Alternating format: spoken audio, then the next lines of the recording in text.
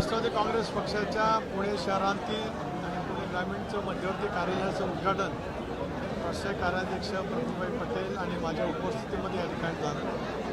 कार्यकर्त्यांचा अभूतपूर्व उत्साह, स्वातंत्र्य दिनाच्या दिवशीच या कार्यालयाचं आम्ही उद्घाटन केलं असल्यामुळे राष्ट्रभक्ती आणि राष्ट्रभक्तीच्या नंतर पक्षाची विचारसरणी या साऱ्या विचाराचा एक सुरेख असा मिलाप पुण्यनगरीमध्ये या ठिकाणी झाला।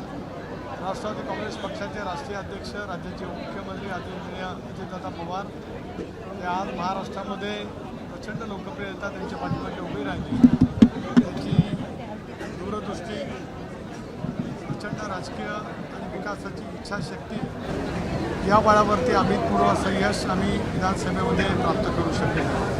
स्थानिक स्वराज्य संस्थांच्या निवडणुकीच्या दृष्टिकोनातूनसुद्धा महायुती म्हणून आम्ही सामोरं जाण्याचा विचार वरिष्ठ पातळीवरती जरूर त्या ठिकाणी करतो आहोत। पण त्या महानगरपालिकेमध्ये त्या जिल्ह्यातील राजकीय परिस्थितीचं आपल्या प्रमुख पदाधिकारी, विधानसभा सदस्य, पक्षाचे अध्यक्ष, माजी महापौर या सर्वांशी चर्चा करून आम्ही त्या संदर्भातला अंतिम निर्णय त्या ठिकाणी घेणार। महायुतीत लढणार का पुणे महापालिका, कसं काय? मी असं म्हटलं की राज्य पातळीवरती सगळ्या निवडणुका महायुती म्हणून लढाव्यात असं समन्वय समितीच्या औपचारिक चर्चेमध्ये एक आम्ही निर्णयास्पद आलेलो आहोत। पण तरीही राज्यातल्या वेगवेगळ्या महापालिका, आता मुंबई महापालिका असेल, ठाणे असेल, पुणे असेल, संभाजीनगर, नागपूर, वेगवेगळ्या महापालिकेमध्ये वेगवेगळी राजकीय परिस्थिती आहे। अशा वेळेला तिथले पदाधिकारी, तिथले विधानसभा सदस्य यांचंही मत आम्ही जाणून घेऊ, भारतीय जनता पक्षाचं जाणून घेईल, शिवसेनेचं जाणून घेईल, समन्वय समितीमध्ये आम्ही बसू आणि मग 3 नेते जे आहेत, देवेंद्रजी, अजितदादा आणि एकनाथराव, या संदर्भातला योग्य तो निर्णय करू। कार्यालयाचं उद्घाटन झालंय, सकाळी रोहित पवारांनी टीका अशी केली आहे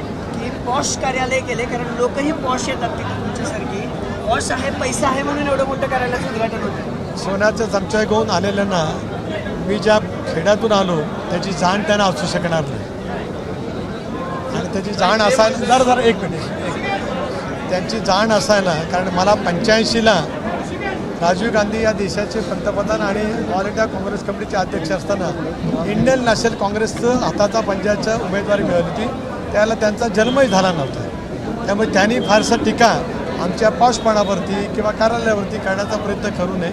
प्रत्येक कार्यालय आपापला नेता आपापल्या पद्धतीने करण्याचा प्रयत्न करत असतो। पार्थ पवारांनी याच्यामध्ये मेहनत घेतली, त्याचा मला आनंद आहे। दादाचा पक्ष तुम्ही हायजॅक केला, म्हणजे कोकणच्या नेतृत्वाने, आणि हे सांगतो की त्यांना माझं आणि दादांचं अतूट असं नातं, ऋणानुबंधाचं संबंध हे त्यांना कधीच आवडलेले नव्हते। तर पहिल्यापासूनच त्यांच्या मनामध्ये द्वेष असं म्हणण्यापेक्षा, असूया असं म्हणण्यापेक्षा काही पूर्वग्रह दूषित त्यांची मानसिकता कदाचित असेल।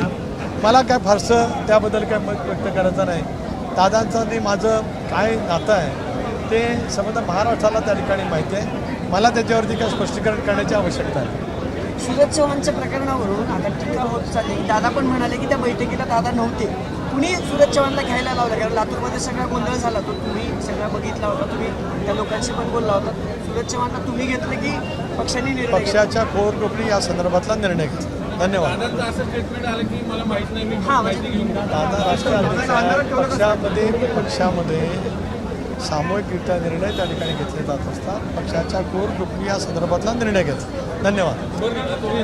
महापालिका आणि जेडपीचं कसं की आता पटेल साहेबांनी घोषितच केलं की सगळ्या जागांची तयारी। एक असं आहे की नियोजन करत असताना उद्या महायुती म्हणून निवडणूक लढताना सुद्धा तुम्हाला प्रभाग पद्धती 4 सदस्यांची असल्यामुळे सर्व जागांचा अभ्यास होता।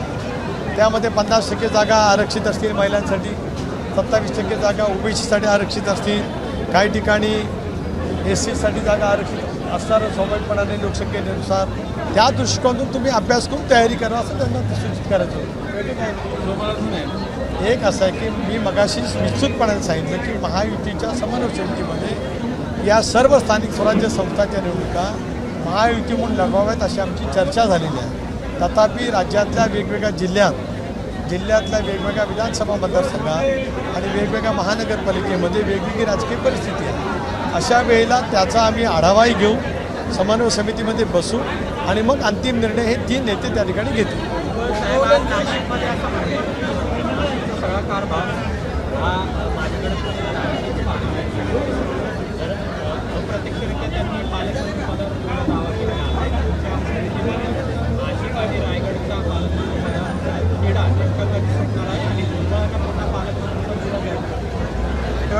पवार साहेब काय कॉन्टेक्स्टमध्ये बोलले, मी त्यांचं मत काय ऐकलं. एक नक्की आहे की ते पक्षाचे वरिष्ठ नेते आहेत.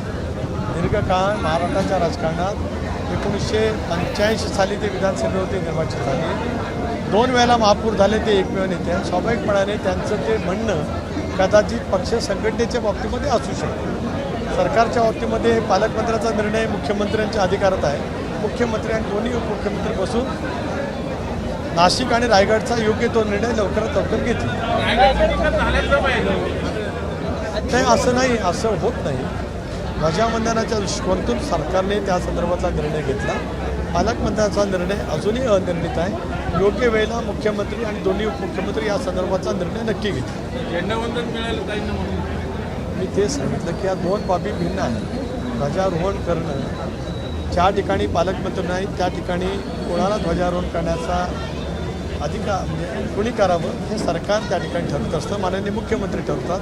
त्या पद्धतीने मुख्यमंत्र्यांनी नाशिकला गिरीश महाजन, रायगडला आदिती तटकरे यांनी ध्वजारोहण करावं अशा वेळीचं ठरलं.